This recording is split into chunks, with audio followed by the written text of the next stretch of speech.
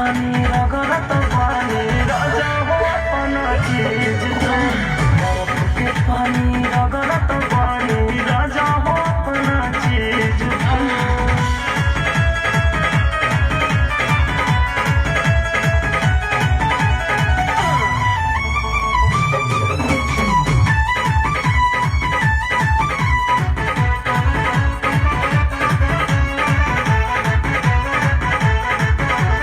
आगे जवानी के जोरता दोनों गोदाम हमर बढ़ता।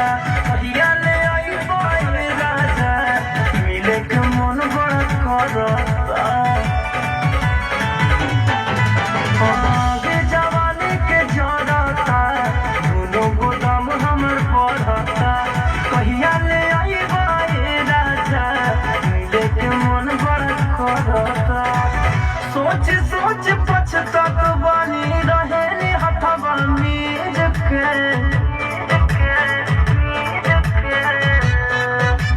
बर्फ के पानी रगड़त बानी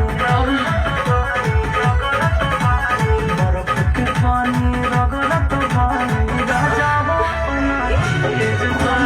बर्फ के पानी रगड़त बानी राजा हो अपना चीज तू।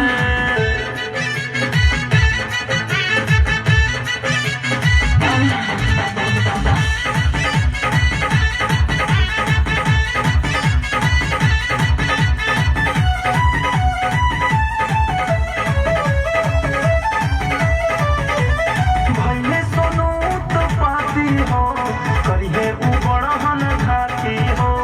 भीगी कपड़वा पानी से कहिया ले उ बरसाती हो। भइले सोनू तो पाती हो सबसे सधा जइहे छाती हो। भीगी कपड़वा पानी से कहिया ले उ बरसाती हो।